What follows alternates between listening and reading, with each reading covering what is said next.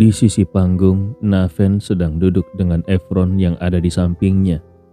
Hanya saja kedua orang itu terbungkus rapat, sehingga tidak ada orang lain yang mengenali mereka. Kepala keluarga, kalau ingin mengetahui apakah Deva itu putranya Nona atau bukan, kau bisa mencoba memeriksa garis keturunan dari anak ini terlebih dahulu.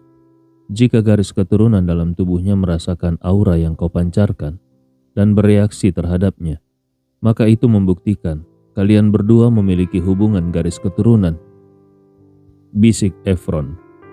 Naven tidak mengatakan apapun, hanya saja dia menjentikkan jarinya dan sebuah aura yang tidak terlihat menuju ke arah Deva.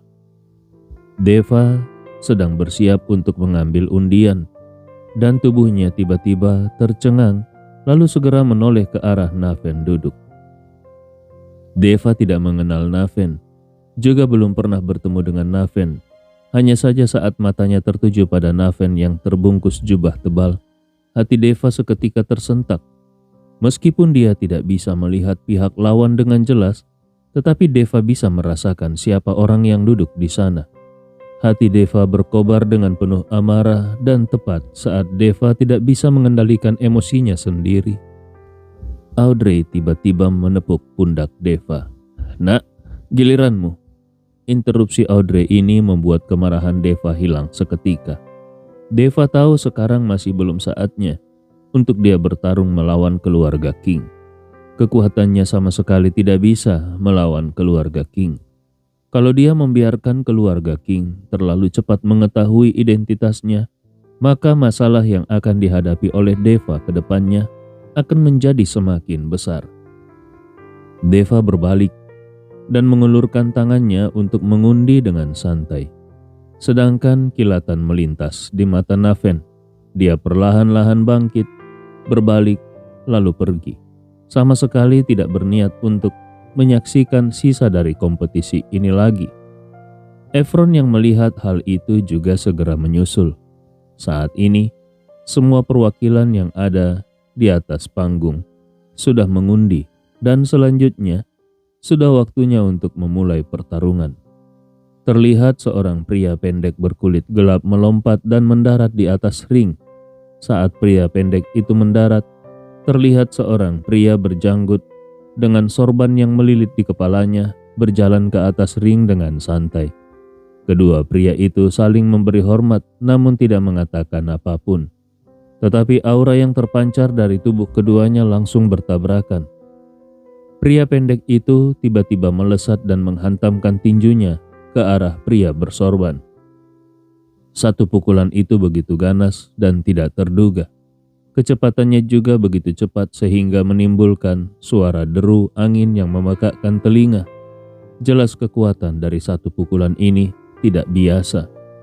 Tuan Deva, orang yang melayangkan tinjunya itu adalah Sun Fa, seorang master dari negara Timta. Dia sudah melatih Muay Thai sejak masih kecil. Dia juga sudah menjadi sangat cepat dan kuat. Serangannya juga begitu ganas. Eddie menjelaskan kepada Deva. Deva tidak mempedulikannya meskipun pukulan Sun Fa begitu ganas. Kekuatan serta kecepatan dari pukulannya juga sudah luar biasa, namun bagi Deva itu masih belum cukup. Walau Deva berdiri diam tidak bergerak, pukulan Sun Fa sepertinya tidak akan bisa melukai tubuh Deva yang kebal. Dalam jeda penjelasan Eddie pada Deva, Sun Fa telah melontarkan belasan pukulan secara beruntun. Tidak hanya dengan tinju, serangan lutut Sun Fa juga terus menghujani lawannya. Hanya dalam waktu beberapa puluh detik, sebuah tinju mengenai perut dari pria bersorban itu dan membuatnya terbang keluar dari ring, menghantam tanah dengan keras dan memuntahkan darah dari mulutnya. Meskipun dia terluka parah, tetapi Sun Fa jelas terlihat berbelas kasihan dan tidak membunuhnya. Setelah memenangkan pertarungan dalam satu serangan, Sun Fa menatap ke bawah ring dengan penuh semangat. Yang berikutnya sudah bisa bertarung. Setelah suara Sun Fa terdengar, terlihat tubuh Ichiro Watanabe yang sedikit bergetar, dan kemudian seluruh tubuhnya mendarat di atas ring seperti sehelai bulu. Saat dia melihat orang selanjutnya adalah Ichiro Watanabe, raut wajah Sunfa jelas berubah. Sepertinya Sunfa masih sedikit takut pada Ichiro Watanabe. Mau turun sendiri dari ring, atau harus aku yang turun tangan? Ichiro Watanabe menatap Sunfa dengan penuh penghinaan dan bertanya padanya. Sunfa mengernyitkan keningnya. Meskipun dia takut pada Ichiro Watanabe, tetapi di hadapan begitu banyak orang dalam acara seperti ini, bagaimana mungkin Sunfa akan mengaku kalah begitu saja? Siapa yang menang atau kalah belum bisa dipastikan. Sunfa berkata lalu menghantamkan tinjunya pada Ichiro Watanabe. Kali ini kecepatan Sunfa menjadi sedikit lebih cepat, namun karena dia sudah bertarung satu ronde sebelumnya, Sunfa masih menyimpan tenaganya. Menghadapi pukulan dari Sunfa, Ichiro Watanabe meletakkan satu tangannya di pedang punggungnya, di belakang punggungnya, dan tangan lainnya memegang pedang panjangnya, seolah-olah dia tidak berniat untuk menyerang. Saat Sunfa melihat bagaimana Ichiro Watanabe meremehkan dirinya, kemarahan bangkit di dalam hatinya. Dia meraung dan tubuh Sunfa memancarkan aura yang menakutkan, dan aura ini langsung berubah menjadi sebuah patung Buddha. Terlihat tangan dari patung Buddha itu menampar ke arah Ichiro Watanabe. Walau terlihat ringan, tetapi kekuatannya bagaikan kekuatan dari gunung dan lautan yang begitu luar biasa dan sulit dipercaya. Melihat adegan di depannya, raut wajah Audrey juga sedikit berubah. Sementara Eddie menoleh ke arah Deva untuk melihat reaksinya. Namun Eddie terlihat sangat tenang dan ekspresinya tidak berubah sama sekali. Ini adalah jurus tapak Buddha. Aku tidak menyangka orang dari negara tinta yang ada di depan ini ternyata mempelajari jurus tapak Buddha.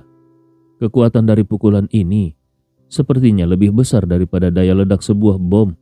Entah Ichiro Watanabe bisa menahan pukulan ini atau tidak. Apakah Ichiro Watanabe ini sudah ketakutan? Kenapa dia tidak bergerak sama sekali? Di bawah ring semua orang mulai berdiskusi. Tidak lama kemudian, Sunfa meraung dengan ganas. Jurus tapak Budanya bagaikan gunung yang begitu menekan. Tamparan itu terlihat hendak mengenai kepala Ichiro Watanabe, tetapi Ichiro Watanabe tetap berdiri diam dan tidak bergerak. Saat semua orang tidak mengerti apa yang hendak dilakukan oleh Ichiro Watanabe, tangan kanan Ichiro Watanabe yang memegang pedang tiba-tiba bergerak. Sementara tangan kirinya masih berada di belakang punggungnya. Banyak orang yang masih belum melihat dengan jelas apa yang sebenarnya hendak dilakukan oleh Ichiro Watanabe. Tetapi beberapa orang yang memiliki kekuatan hebat samar-samar menunjukkan perubahan raut wajahnya. Begitu juga, demikian juga dengan Deva. Karena dia menyadari Ichiro Watanabe bukan tidak melakukan apa-apa. Sebaliknya gerakannya yang tiba-tiba tadi sudah menebaskan belasan sayatan. Hanya saja kecepatannya begitu cepat, sehingga tidak banyak orang yang bisa melihat gerakan dari Ichiro Watanabe. Patung Buddha yang ada di depan Ichiro Watanabe mulai menghilang, sedangkan Sunfa menatap Ichiro Watanabe dengan keterkejutan. Keduanya hanya berjarak setengah meter tetapi tidak ada orang yang bergerak. Angin berhembus dan tubuh Sunfa tiba-tiba ambruk di atas ring. Saat tubuh Sunfa ambruk, darah segar menyembur keluar dari tubuh Sunfa seperti anak panah dan membuat ring itu dipenuhi dengan darah. Di atas tubuh Sunfa terlihat belasan lubang darah dan seluruh tubuhnya sudah terlihat seperti sarang lebah. Mata Sunfa membelalak, dia mati dengan enggan, memberi kesempatan padamu untuk turun dari ring. Tapi kau tidak menghargainya. Jangan salahkan aku. Melihat mayat Sunfa, Ichiro Watanabe berkata dengan angkuh. Semua orang yang melihat pemandangan ini kaget. Kekuatan Ichiro Watanabe sudah berada di luar bayangan banyak orang. Audrey yang awalnya dipenuhi dengan rasa percaya diri, saat ini terlihat sangat serius. Eddie menoleh menatap Deva dengan tatapan penuh kekhawatiran. Kekuatan yang ditunjukkan oleh Ichiro Watanabe ini sepertinya terlalu mengerikan. Kalau Deva bukan lawannya, maka dia pasti akan terbunuh di tempat. Tuan Deva, Eddie ingin memastikan dengan Deva, Apakah Deva sebenarnya memiliki keyakinan untuk menang melawan Ichiro Watanabe? Kalau tidak memiliki keyakinan, bukankah sebaiknya dia menyerah? Lebih baik kehilangan muka daripada kehilangan nyawanya. Deva tidak mengatakan apapun. Dia hanya memberikan tatapan tenang pada Eddie. Eddie juga tidak mengatakan apapun. Dia kembali ke posisi semula dan melihat ke atas ring. Saat ini ring telah dibersihkan. Tim dari negara Timta menatap Ichiro Watanabe dengan marah. Hanya saja mereka tidak berani menyuarakannya. Apalagi mereka sudah menandatangani persetujuan hidup atau mati sebelum bertarung di atas ring, dan mereka tidak boleh membalas dendam jika terjadi sesuatu seperti ini. Siapa selanjutnya? Ichiro Watanabe yang masih memegang pedangnya melihat ke sekeliling ruangan dan berkata dengan bangga. Perwakilan negara Solowa yang berada di bawah ring menunjukkan raut wajah yang serba salah. Menurut undian, orang yang seharusnya naik ke atas ring kali ini adalah dirinya. Tetapi kekuatan yang baru saja ditunjukkan oleh Ichiro Watanabe membuat perwakilan dari negara Solowa sedikit takut-takut. Pada akhirnya perwakilan dari negara Solowa langsung menyerah.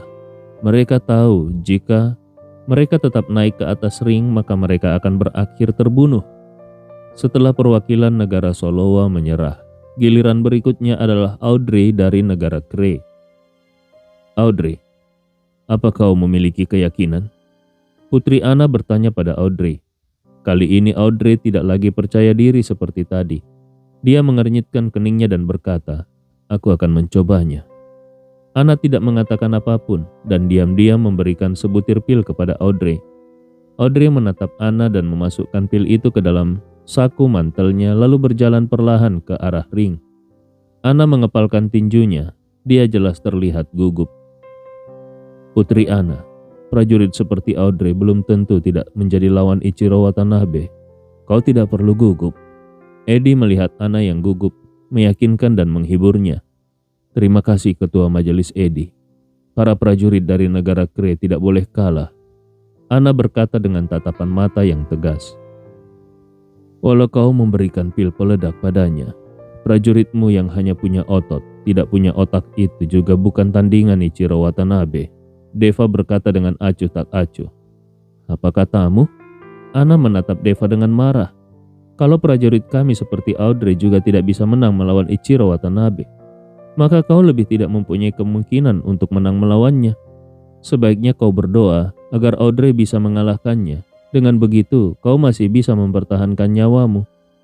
Tidak perlu berdoa. Ini adalah sebuah pertarungan yang tanpa ketegangan. Deva menggelengkan kepalanya. Anna memelototi Deva dan tidak mengatakan apapun lagi. Saat ini, Audrey dan Ichiro Watanabe sudah berdiri bersama di atas ring. Menghadapi Audrey, Ichiro Watanabe tidak sesantai saat dia berhadapan dengan Sunfa. Pedang panjangnya pun dikeluarkan dari sarungnya. Pedangnya yang bagaikan daun willow itu bersinar dengan cahaya dingin, seperti sayap jangkrik yang tipis. Setiap ayunan pedang itu bagaikan sambaran petir. Audrey mengandalkan ukuran tubuhnya dan tinjunya yang bagaikan besi. Dia tidak takut dengan pedang yang ada di tangan Ichiro Watanabe. Dia langsung menggunakan sepasang tinjunya untuk melawan pedang Ichiro Watanabe. Setelah suara benturan, tinju Audrey tidak terluka sama sekali. Meskipun keduanya tidak jauh lebih baik satu sama lain, hanya saja Audrey jelas merupakan petarung yang lebih baik menggunakan tinjunya untuk melawan pedang Ichiro Watanabe. Apakah kau sudah melihatnya? Tangan besi prajurit Audrey tidak takut pada senjata tajam apapun. Aku pernah melihat prajurit Audrey menangkap peluru dengan tangannya. Anna yang melihat Audrey tampak unggul, mulai tidak gugup dan menoleh ke arah Deva dengan wajah puas. Deva hanya tersenyum dan berkata dengan ringan, dalam 10 jurus, prajurit Audrey kalian akan dikalahkan. Apa katamu? Anna berdiri dan berteriak. Kau sedang mengutuk prajurit kami? Putri Anna, jangan marah. Eddie yang melihat hal ini segera membujuk Anna. Dia kemudian menatap Deva dan berkata, "Tuan Deva, negara Kree adalah tetangga baik negara kita. Bersabarlah, jangan sampai menyinggung Putri Ana dan merusak hubungan diplomatik antar negara." Deva mengangguk.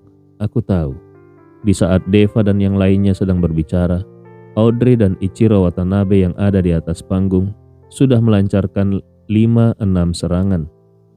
"Sepasang tinju besimu memang hebat." Tetapi hanya sampai di sini.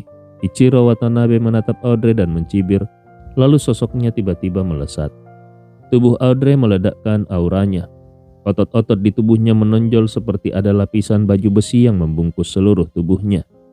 Ichiro Watanabe ini akan menggunakan teknik pedang 9 bayangan. Eddie yang melihat hal itu berkata dengan kaget. Raut wajah Ana juga jelas terlihat kembali tegang. "Ketua Majelis Eddie, apa itu teknik pedang 9 bayangan?" tanya Deva. "Tuan Deva mungkin tidak tahu. Jurus terhebat milik Ichiro Watanabe adalah teknik pedang 9 bayangan. Jika teknik pedang 9 bayangan dilakukan secara maksimal, maka pihak lawan seolah-olah bertarung melawan 9 orang yang sama. Masing-masing dari bayangan tampak nyata. Dulu Ichiro Watanabe mengalahkan 5 orang Great Grandmaster kami juga menggunakan teknik ini." Eddie menjelaskan. "Begitu hebat?" Deva mengernyitkan keningnya, tidak mengatakan apapun lagi. Sepasang matanya menatap erat pada setiap gerakan yang dilakukan oleh Ichiro Watanabe di atas ring. Sosok Ichiro Watanabe melintas dan seolah terbelah, dan tiba-tiba sosok Ichiro Watanabe yang lain kembali muncul dan kembali terbelah. 3 sosok Ichiro Watanabe yang sama persis mengepung Audrey. 2 di antaranya, 3 sosok itu pasti adalah bayangan. Tetapi bagi semua orang semuanya terlihat sangat nyata. "Audrey, untuk menghadapimu, aku hanya perlu menggunakan 2 bayangan." Ichiro Watanabe berkata dengan nada penuh penghinaan. Suara itu seolah muncul dari mulut 3 sosok Ichiro Watanabe itu. Seolah-olah mereka tidak bisa dibedakan hanya dari suaranya saja. Raut wajah Audrey menjadi sangat kaku, dan tanpa ragu-ragu dia mengeluarkan pil yang diberikan oleh Ana dari sakunya dan memasukkannya ke dalam mulutnya. Setelah pil itu masuk ke dalam mulutnya, tubuh Audrey yang besar benar-benar mengeluarkan suara gemuruh, diikuti dengan otot-otot di tubuhnya yang mulai bergetar. Tidak lama kemudian, tubuh Audrey berubah menjadi seekor beruang besar dengan bulu coklat yang menyelimuti tubuhnya. Sepasang matanya berwarna merah dan menunjukkan taringnya. "Manusia beruang?" Eddie menoleh ke arah Ana dengan ekspresi terkejut. Ana tidak mengatakan apapun. Dia menatap ke atas ring dengan gugup. Deva juga merasa heran melihat Audrey yang berubah menjadi seekor beruang coklat. Dia tidak tahu apa itu manusia beruang. Ini pertama kalinya dia melihatnya, dan dia tidak pernah mengira ada makhluk seperti ini di luar negeri. Berani bertransformasi di depan orang banyak. Sepertinya kau tahu kau akan segera kalah. Ichiro Watanabe tampak tidak kaget dengan perubahan Audrey yang mendadak menjadi seekor beruang coklat. Sebaliknya, raut kegembiraan terlihat di wajahnya. Audrey meraung marah. Cakar beruangnya yang besar menampar ke arah Ichiro Watanabe.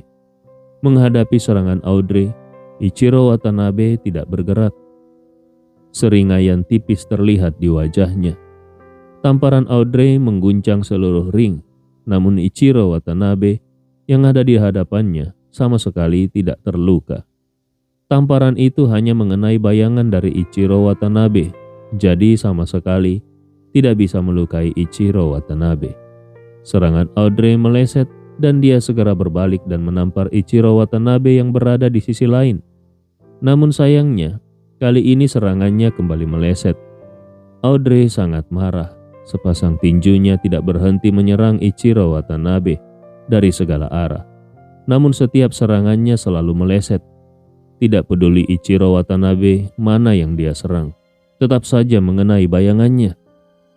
Tidak lama kemudian, Audrey terengah-engah, tenaganya terkuras, dan bulu coklatnya perlahan memudar. Matanya juga kembali ke warna aslinya. Audrey kembali ke bentuk semula. Saat ini aura di tubuh Audrey tidak cukup untuk dia melanjutkan transformasinya. Melihat penampilan Audrey, 3 bayangan Ichiro Watanabe langsung menyatu dan berdiri di depan Audrey. Pedang panjang di tangannya diletakkan tepat di leher Audrey. Saat ini hanya dengan lambaian pelan dari Ichiro Watanabe akan membuat tubuh Audrey terbelah. Hanya saja, alih-alih membunuh Audrey, Ichiro Watanabe malah mengayunkan pedang di tangannya dan bekas sayatan langsung muncul di tubuh Audrey. Tidak lama kemudian bekas sayatan-sayatan itu membentuk sebuah gambar kura-kura di dada Audrey. Meskipun Ichiro Watanabe tidak membunuh Audrey, tetapi melakukan hal seperti ini lebih menghina. "Aku akan membunuhmu." Audrey melihat dadanya yang berlumuran darah meraung marah dan menerjang ke arah Ichiro Watanabe. Namun Ichiro Watanabe langsung menendangnya keluar dari ring. "Kalau bukan karena kau adalah orang dari negara Kree, aku pasti sudah membunuhmu sejak awal." Ichiro Watanabe mencibir. Audrey tampak kehilangan akal sehatnya saat ini. Dia mencoba berlari menuju ke ring dengan putus asa. Penghinaan seperti ini lebih menyakitkan daripada membunuhnya. "Audrey!" Anna berteriak. Karena sudah kalah maka biarkan saja. Kalau sampai dilanjutkan, negara Kree akan lebih dipermalukan lagi. Mendengar teriakan Anna, Audrey tidak punya pilihan selain berjalan kembali. Luka di dadanya masih berdarah, tetapi Audrey tidak mempedulikannya. "Sekarang sudah giliran kalian, negara Arunika. Semoga pertarungan kali ini tidak membuatku kecewa." Ichiro Watanabe menatap Eddie dengan tatapan merendahkan dan berkata. Eddie penuh dengan kemarahan. Dia menoleh ke arah Deva. Awalnya, dia ingin memperingatkan Deva, tetapi Deva menghentakkan kakinya dengan ringan dan tubuhnya terbang ke atas ring. Ichiro Watanabe menatap Deva yang naik ke atas ring. Penghinaan di matanya menjadi semakin meningkat. "Mengutus seorang Grandmaster untuk bertarung denganku. Apakah sudah tidak ada orang lain di negara Arunika kalian? Untuk membunuhmu, kekuatanku saja sudah cukup." Deva berkata dengan ringan. Nada bicaranya penuh rasa percaya diri. "Sombong. Aku suka melihat kesombongan kalian ini. Karena semakin sombong kalian, semakin menggetarkan hatiku yang haus akan darah." Ichiro Watanabe menyipitkan matanya. Pupil matanya bersinar terang. Dia menusukkan pedang panjang yang ada di tangannya pada ring, lalu mengelurkan satu telapak tangannya. Sepertinya Ichiro Watanabe berniat mengalahkan Deva dengan tangan kosong. Baginya kekuatan Deva tidak layak untuk membuat dia menggunakan pedangnya. "Kau ingin mengalahkanku dengan tangan kosong?" Deva menyipitkan matanya. "Tangan kosong saja sudah cukup untuk menghadapimu. Kau masih belum layak membuatku menggunakan pedangku." Ichiro Watanabe mencibir. "Kalau kau tidak menggunakan pedangmu, sepertinya kau tidak akan punya kesempatan untuk menggunakannya lagi." Deva berkata dengan tenang. "Kalau begitu aku akan mencobanya." Setelah selesai bicara, tatapan Ichiro Watanabe berubah menjadi dingin dan langsung mengarahkan tamparannya ke arah Deva. Tamparan itu membuat udara seolah terkoyak, diikuti oleh angin kencang yang menyapu.